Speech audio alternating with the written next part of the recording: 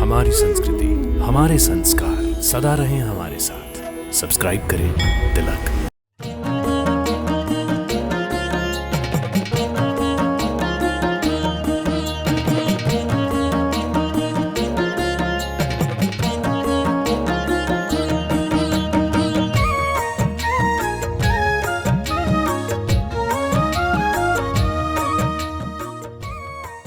हर हर महादेव।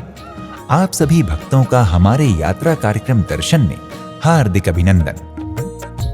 भक्तों, भारतीय राज्य हिमाचल प्रदेश की राजधानी शिमला के पश्चिम में एक मानव निर्मित कृत्रिम झील गोविंद सागर के निकट बिलासपुर नामक शहर है, जिसे कहलूर भी कहा जाता है। बिलासपुर समुद्र तल से लगभग 670 मीटर की ऊंचाई पर स्थित एक सुंदर नगर है। यहाँ कुछ प्राचीन किले भी हैं, जहां सैलानी घूमना पसंद करते हैं। देवभूमि हिमाचल प्रदेश का ये नगर धार्मिक पर्यटकों के लिए विशेष आकर्षण का केंद्र है। इसी बिलासपुर के शाहतलाई क्षेत्र में एक ऊंची चोटी पर बच्छरेटू नामक स्थान पर स्थित है शिव बाड़ी मंदिर, जिसे हमने हमारा आज का कार्यक्रम अर्पण किया है। तो आइए आज हम आपको लेकर चलते हैं बच्छरेटू शिव मंदिर की यात्रा पर। भक्तों, जब आप बच्छरेटू शिव मंदिर पधारेंगे तो पाएंगे कि मंदिर के आसपास के दृश्य बहुत ही मनमोहक और चित्त को शांति देने वाले हैं। इस मंदिर के चारों ओर हरे भरे पर्वत दिखाई देते हैं, जहां से टकराकर आती हुई साफ शुद्ध हवा आपके शरीर में ताजगी का संचार करती है। इतिहासकारों के अनुसार 9वीं शताब्दी में राजा वीरचंद जी ने इस मंदिर का निर्माण करवाया था। मंदिर से 500 मीटर की दूरी पर एक प्राचीन किला भी है, जिसका निर्माण राजा रत्नचंद जी ने लगभग 600 वर्ष पहले करवाया था।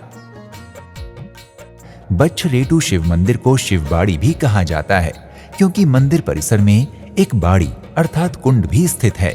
यहाँ की स्थानीय भाषा में कुंड को नोण भी कहा जाता है, जिसका शाब्दिक अर्थ होता है नहाने का स्थान। इस कुंड का जल इतना स्वच्छ है कि जल में डूबी हुई कुंड की सीढ़ियां तथा कुंड का अंतिम छोर अर्थात तल भी ऊपर से ही देखा जा सकता है। सुरक्षा की दृष्टि से कुंड के चारों ओर स्टील की रेलिंग्स का घेरा बनाया गया है। इस बाड़ी का पानी गंगा जल के समान ही पवित्र माना जाता है।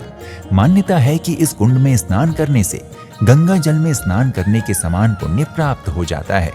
ये भी माना जाता है कि इस कुंड में स्नान करने से व्यक्ति की समस्त व्याधियां दूर हो जाती हैं और उसे स्वास्थ्य लाभ मिलता है। श्रद्धालुओं का विश्वास है कि इस बाड़ी में सिक्का डालकर जो भी मनोकामना की जाती है वो भगवान शिव के आशीर्वाद से अवश्य पूरी होती है। स्थानीय लोगों के अनुसार गंगा के समान पावन मानी जाने वाली इस बाड़ी का निर्माण प्राचीन काल में ऋषि विश्वानंद जी ने अपने चिमटे की सहायता से किया था। इस मान्यता के पीछे की कथा के अनुसार एक बार ऋषि विश्वानंद 4 धाम की यात्रा पर जा रहे थे। यात्रा करते करते जब वे इस स्थान पर पहुंचे तब तक दिन ढल चुका था। तब उन्होंने यहीं एक वटवृक्ष के नीचे विश्राम करने का मन बनाया।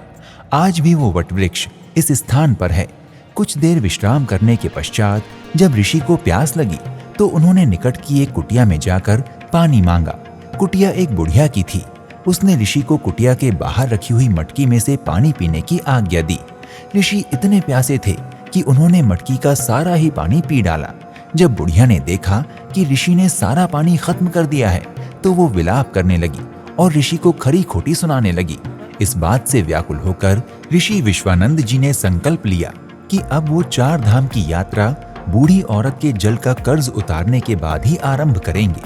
इसके बाद ऋषि विश्वानंद जी ने इस वटवृक्ष के नीचे भगवान शिव जी की तपस्या आरंभ कर दी। अनेक वर्षों बाद भगवान भोलेनाथ उनकी तपस्या से प्रसन्न होकर ऋषि के सामने प्रकट हुए और वरदान दिया कि आपका चिमटा भूमि में जिस जगह भी स्पर्श होगा वहीं से जल निकलने लगेगा। शिव बाड़ी से संबंधित एक कथा और प्रचलन में है। कहा जाता है कि जब बैकुंठ धाम से गंगा नदी धरती की ओर पूरे वेग के साथ उतर रही थी तब वो इस स्थान से भी गुजरी थी। उस समय यहाँ की एक बुढ़िया, जिसके बछड़े का नाम गंगा था, वो इधर उधर भाग रहा था। बुढ़िया बछड़े को रोकने के लिए बार बार गंगा रुक कह रही थी। बुढ़िया के मुंह से अपना नाम सुनकर गंगा कुछ देर के लिए इस कुंड के स्थान पर रुक गई थी। तब से ही इस कुंड का जल गंगा के समान पवित्र माना जाता है। तब बुढ़िया के उस बछड़े के कारण इस क्षेत्र का नाम बछरेटू पड़ गया। भक्तों, बछरेटू शिव मंदिर का परिसर बहुत विशाल है। सामान्यतः शिव मंदिरों में नंदी जी की बैठी हुई प्रतिमा दिखाई देती है, लेकिन इस मंदिर में गर्भगृह के सामने नंदी जी खड़ी मुद्रा में तैनात हैं।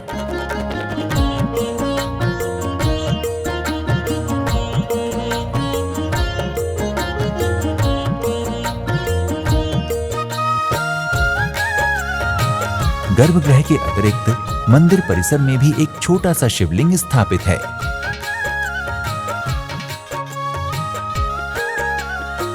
इसके साथ साथ परिसर में एक हवन कुंड भी बना हुआ है, जहां समय समय पर यज्ञ और हवन आयोजित होते रहते हैं।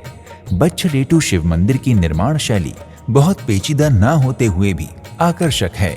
इस मंदिर की विशेषता ये है कि इसे बनाने में लकड़ी का उपयोग बिल्कुल भी नहीं किया गया है। लकड़ी के स्थान पर निर्माण कार्य के लिए लंबे लंबे पत्थरों का उपयोग किया गया है। इन लंबे पत्थरों का इस्तेमाल विशेषकर छत बनाने में प्रयोग हुआ है, जो आज लगभग 1200 साल के बाद भी जैसे के तैसे देखे जा सकते हैं। बछरेटू मंदिर के मुख्य भवन के द्वार पर बाएं हाथ पर बजरंगबली जी तथा दाएं हाथ पर भैरवनाथ जी की प्रतिमा दीवार पर उभरी हुई बनाई गई है। इसके अतिरिक्त हिंदू धर्म से जुड़े हुए अनेक प्रसंगों को पूरे मंदिर की दीवारों पर नक्काशी के द्वारा दर्शाया गया है। माना जाता है कि इस स्थान पर बाबा बालकनाथ जी ने भी तपस्या की थी, जिसके कारण इस मंदिर का महत्व और भी बढ़ जाता है। बैसाखी और सावन के महीने में बछरेटू शिव मंदिर में श्रद्धालुओं की, विशेषकर पंजाबी श्रद्धालुओं की भीड़ बहुत अधिक बढ़ जाती है। इस दौरान श्रद्धालु यहां आकर बड़े ही भक्ति भाव के साथ स्नान और पूजन करते हैं।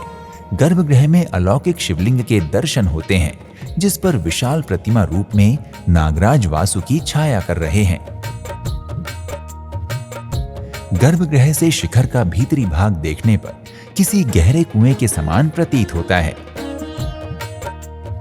हिमाचल प्रदेश के बिलासपुर में बछरेटू शिव मंदिर के अलावा भी अनेक धार्मिक एवं दर्शनीय स्थल हैं, जिनमें नैना देवी मंदिर, बहादुरपुर किला, सरियन किला, व्यास गुफा, मार्कंडेय मंदिर, भाखड़ा बांध इत्यादि मुख्य रूप से उल्लेखनीय हैं। नैना देवी मंदिर में दूर दूर से लोग दर्शन के लिए आते हैं। यहाँ बना भाखड़ा बांध भी पूरे विश्व में जाना जाता है। बछरेटू शिव मंदिर में दर्शन करने के लिए आपको बिलासपुर आना होगा, जहाँ के लिए यात्रा के अनेक विकल्प मौजूद हैं। यदि आप वायुमार्ग द्वारा बिलासपुर आना चाहते हैं, तो बिलासपुर से निकटतम एयरपोर्ट चंडीगढ़ और भुंटार में है। बिलासपुर चंडीगढ़ से 135 किलोमीटर और भुंटार से 131 किलोमीटर दूर है। रेल मार्ग की यदि बात की जाए तो किरतपुर बिलासपुर का सबसे निकटतम रेलवे स्टेशन है, जो यहाँ से 60 किलोमीटर की दूरी पर स्थित है। सड़क मार्ग को प्राथमिकता देने वालों के लिए राष्ट्रीय राजमार्ग 21 बिलासपुर को सड़क के द्वारा जोड़ता है। चंडीगढ़ से बिलासपुर के लिए नियमित सामान्य और लग्जरी बसें चलती हैं, अतः आप सरकारी अथवा निजी वाहन द्वारा बिलासपुर बछरेटू शिव मंदिर पहुंच सकते हैं। भक्तों, यदि आप बछरेटू शिव मंदिर की यात्रा करने की योजना बना रहे हैं, तो शीघ्र ही अपनी यात्रा का श्री गणेश करें और भगवान भोलेनाथ की कृपा से अपनी मनोकामनाओं को पूर्ण करें।